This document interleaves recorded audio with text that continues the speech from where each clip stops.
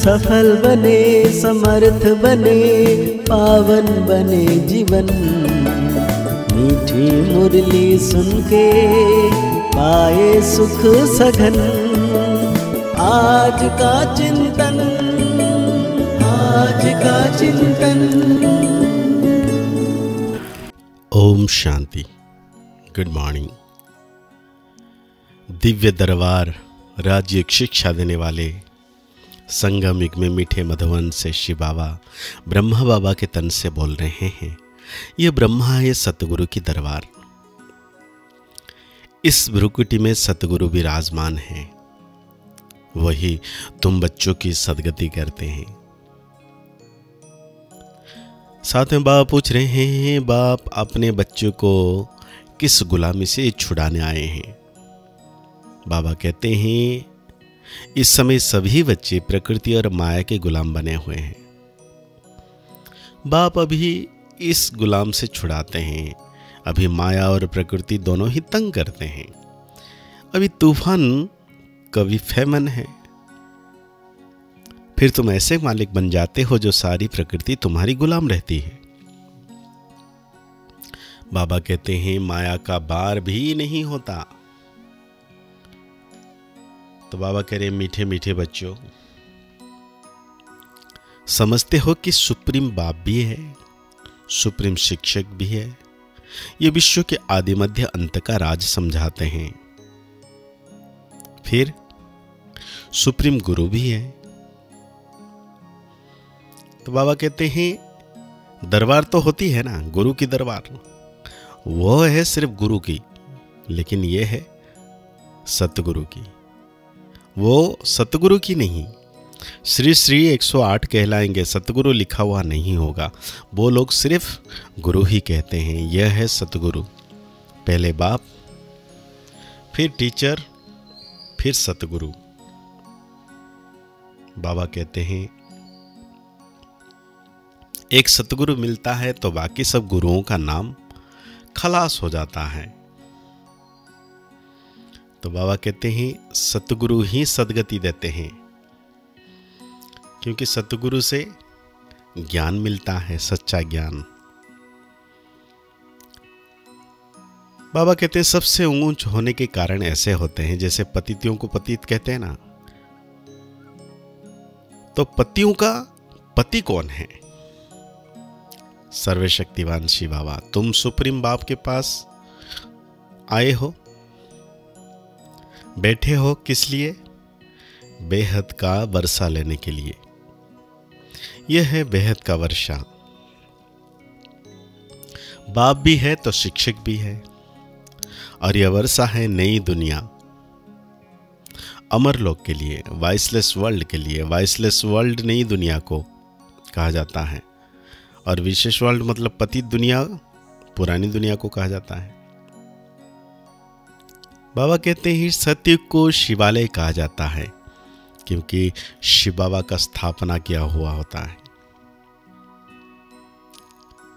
बाबा कहते, समझो, अगर बाबा आकर ज्ञान ना देता तो और कितने पतित बन जाते। सत्य को इसीलिए शिवालय कहा जाता है। अभी तुम सतगुरु के दरबार में बैठे हो, यह सिर्फ तुम बच्चे ही जानते हो। बाप ही शांति का सागर है। वो बाप जब आए तब तो शांति का वर्षा दे, रास्ता बताए। बाकी जंगल में शांति कहां से मिलेगी? इसीलिए हार का मिसाल देते हैं। शांति तो आत्मा के गले का हार है। फिर जब रावण राज्य होता है तब अशांति होती है। उनको तो कहा जाता है सुखधाम, शांतिधाम। वहां दुख की कोई बात नहीं। महिमा भी सदैव सतगुरु की करते हैं। गुरु की महिमा कभी नहीं सुनी होगी। ज्ञान का सागर वो एक ही बाप है। बाबा कहते, अभी तुम संगम युग पर खड़े हो। एक तरफ है पतित दुनिया और दूसरी तरफ है पावन दुनिया। पतित दुनिया में गुरु तो ढेर है। आगे तुमको इस संगम युग का पता ही नहीं था। अब बाप ने समझाया है, यह है पुरुषोत्तम संगम युग। इसके बाद फिर सतयुग आना है। चक्र फिरता रहता है, यह बुद्धि में याद रहना चाहिए। हम सब भाई भाई हैं, तो बेहद के बाप से वर्षा जरूर मिलता है। यह कोई को पता नहीं कितने बड़े बड़े पोजीशन वाले मनुष्य हैं, परंतु जानते कुछ नहीं। बाप कहते हैं, मैं तो तुम सब की सदगति करता हूं। अभी तुम सेंसिबल बने हो, पहले तो कुछ भी पता नहीं था।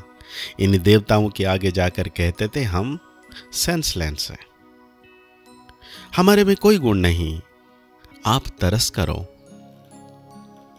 लेकिन अभी बाबा आके राजयोग शिक्षा देकर सर्वगुणों से संपन्न बना रहे हैं। लिखा हुआ है, भगवान वाच है बच्चे, मैं तुमको राजाओं का राजा बनाता हूं। कोई मॉडल थोड़ी बनाता हूं। जैसे देवियों के चित्र बनाते हैं, तुम तो पढ़कर यह पद पाते हो। वो तो मिट्टी के चित्र बनाते हैं पूजा के लिए, यहां तो आत्मा पड़ती है। फिर तुम संस्कार ले जाएंगे, जाकर नई दुनिया में शरीर लेंगे। दुनिया खत्म नहीं होती है, सिर्फ एज बदलती है। Golden age, silver age, copper age, iron age, 16 कला से 14 कला। दुनिया तो वही रहती है और वही चलती रहती है, नई से पुरानी होती है। बाप तुमको राजाओं का राजा बनाते हैं इस पढ़ाई से, और कोई की ताकत नहीं जो ऐसा पढ़ा सके। कितनी अच्छी रीति से पढ़ाते हैं। फिर पढ़ते पढ़ते माया अपना बना लेती है। फिर जो जितना जो पढ़ा उस अनुसार वो स्वर्ग में जाकर आएंगे। कमाई जाएगी नहीं। कहते हैं अविनाशी ज्ञान का विनाश नहीं होता कभी। आगे चल आएंगे, जाएंगे कहां? ये एक ही हट्टी है ना, आते रहेंगे। शमशान में जब मनुष्य जाते हैं तो फिर बड़ा बैराग आता है, बस यह शरीर ऐसे छोड़ने का है। फिर हम पाप क्यों करें? पाप करते करते हम ऐसे मर जाएंगे, ऐसे ख्यालत आते हैं। इसी को कहा जाता है शमशानी बैराग। बाप कहते हैं, बच्चे जितना तुम मुझे याद करेंगे उतना पाप कटते जाएंगे। सहज ते सहज भी है, डिफिकल्ट भी है। बच्चे जब पुरुषार्थ करने लग पड़ते हैं तो समझते हैं माया की बड़ी युद्ध है। बाप कहते हैं सहज है, परंतु माया दिवा ही बुझा देती है। ग्लोब कावली की कहानी है, माया बिल्ली दिवा बुझा देती है। यहां सब माया के गुलाम हैं, फिर माया पर तुम जीत पाते हो। सारी प्रकृति तुम्हारी अदब में रहती है।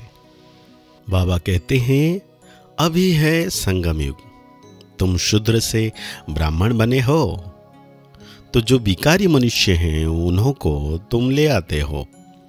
कीड़े में भी कोई भ्रमरी बन जाते हैं, कोई सड़ जाते हैं, तो कोई फिर अधूरे रह जाते हैं। बाबा ने ये बहुत देखे हैं। यहाँ भी कोई अच्छी रीति पढ़ते हैं, ज्ञान के पंख जम जाते हैं, कोई को आधा में ही पकड़ लेती है, तो कच्चे ही रह जाते हैं।